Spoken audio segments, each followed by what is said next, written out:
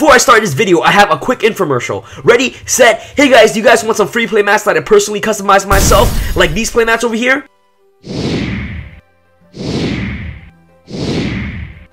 All you guys gotta do is subscribe to my second channel called SamHamTV to enter into this contest. Type in the search bar, SamHamTV, hit the subscribe button and find the latest video. It should be called Welcome to SamHamTV. Then like that video and comment anything on that video, and that's how you guys can be entered into the contest. That's it. Well anyways, I'm interfering with the video.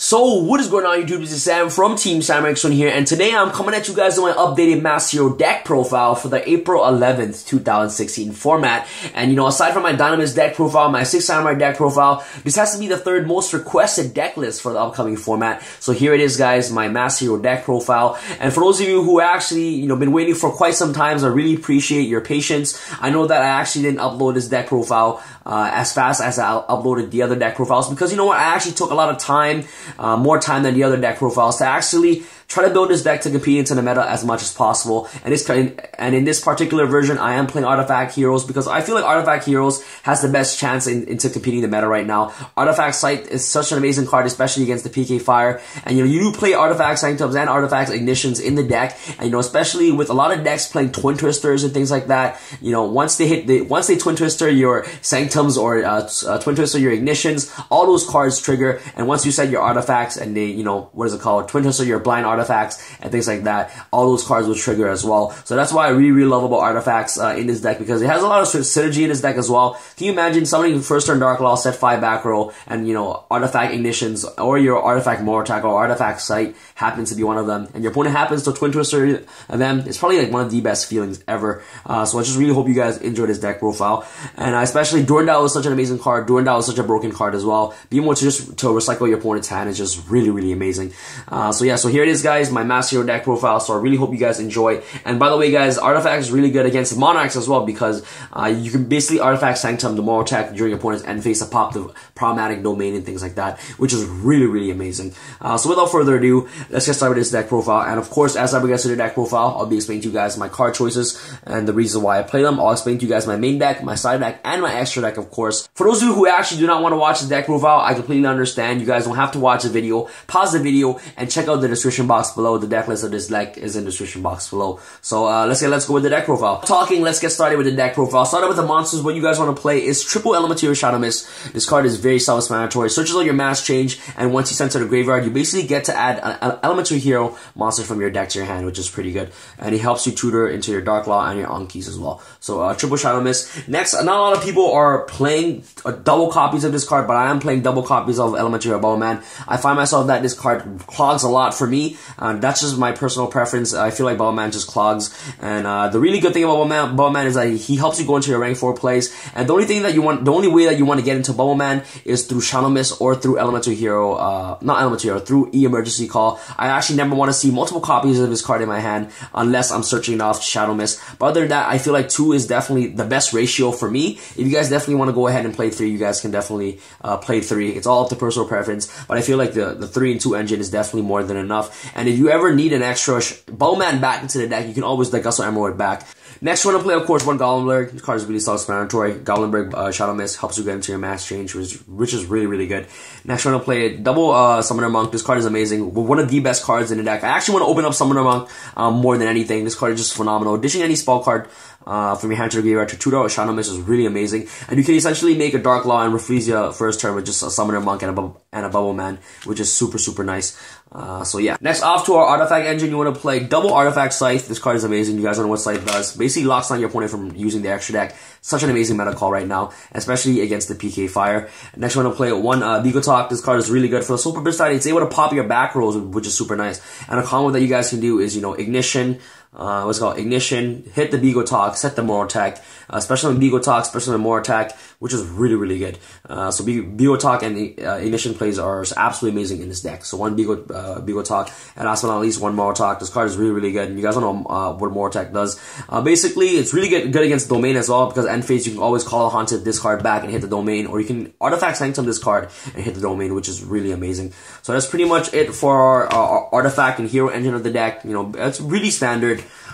Which is really nice. Off to our spells, you want to play triple mass change. This card is very self-explanatory.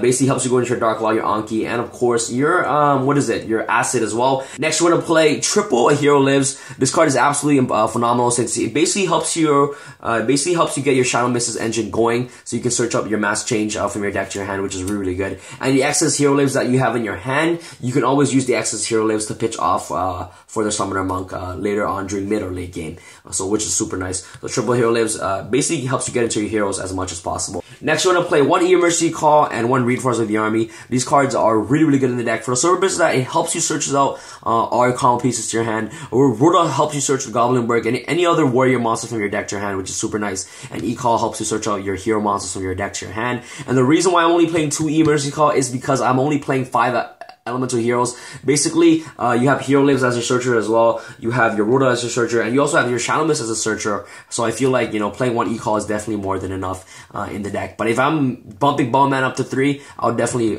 put this card up to 2. But that's just my personal opinion. If you guys want to play 2 e-calls instead, you guys can definitely go ahead and bump up e-call to 2. Next, you want to play double instant fusion. This card is absolutely amazing for the sole purpose that Norden is one of the best combo pieces in the deck. And if you ever find yourself needing to use a second Norden, you can always access into the emeral to recycle back your Norden into your extra deck, which is really, really good. So double instant fusion is definitely a must-off. Double artifact ignition, as I said before, artifact ignition and begalteach work really, really well together, and they have such an amazing synergy.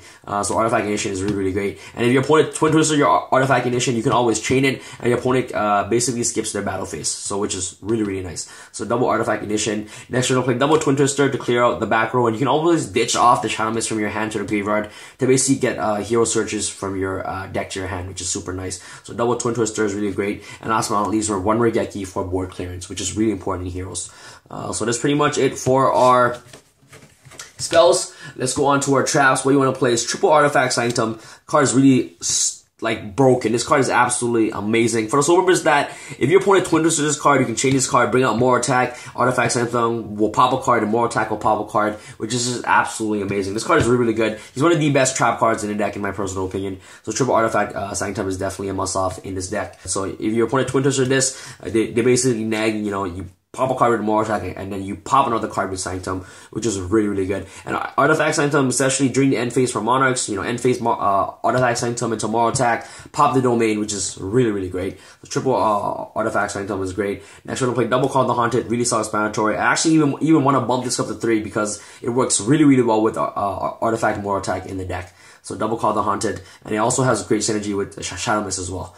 Next, we're gonna play double mirror force in the deck. This card is phenomenal. I did want to play storm mirror force, but I figured out that mirror force and darklaw equals a massive dimensional prison, which is super nice. So double mirror force. Next, we're gonna play the 1 bottomless trap hole and double time space. This is mainly for the Cosmo matchup and for the PK fire as well, especially when they go into Beatrice, or especially when they go into Dante. Especially if you have a first turn rafflesia, you can always either bottomless the Beatrice, or you can either time space the monster back into the deck. And especially against the Cosmo matchup, you can always time space back the ships into the deck, which is super, super nice.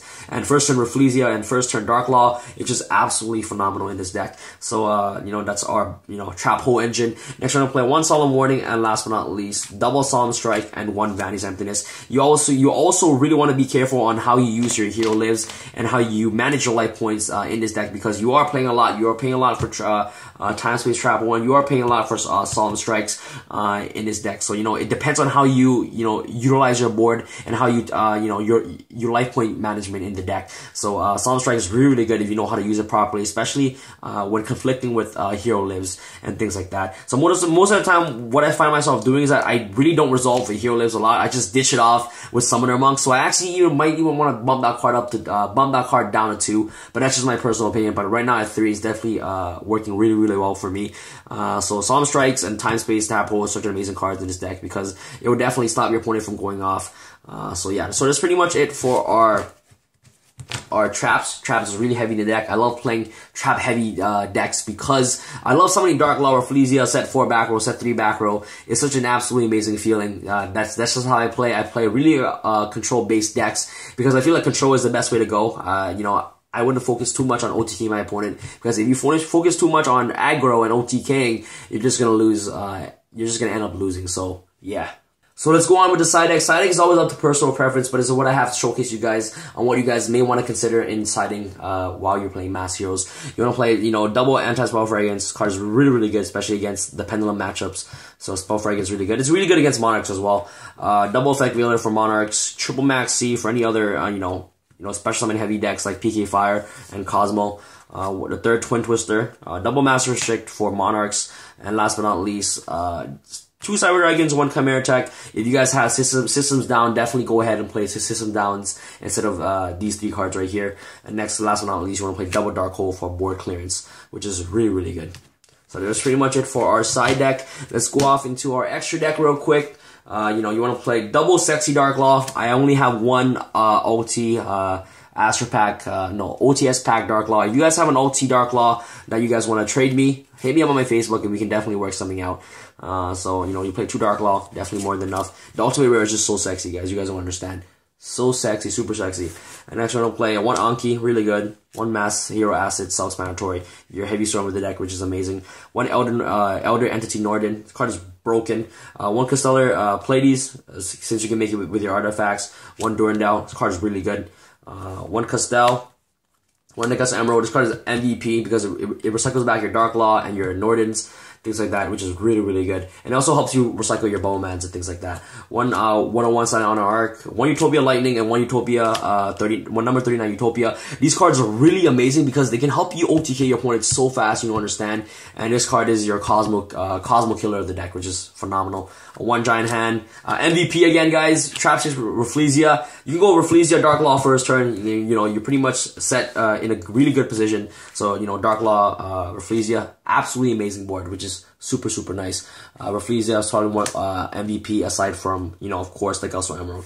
And last but not least, 1 Abyss Dweller to round off our extra deck. So I really hope you guys enjoyed this deck profile. If you guys enjoyed this deck profile, please give this video 100+ likes. That'll be absolutely amazing, guys. So here it is, my Masked Hero deck profile for the April 11, 2016 format. Let me know what you guys think. If you guys enjoyed this deck profile, leave it in the comment section below. And also, if you guys want me to change some cards, or, you know, you guys want to give me suggestions or criticisms, please leave it in the comment section below. And yeah, guys, this is Sam from Team Sam signing out. I am super tired. It is 4 AM in the morning and I'm doing this deck profile for you guys because I freaking love you guys.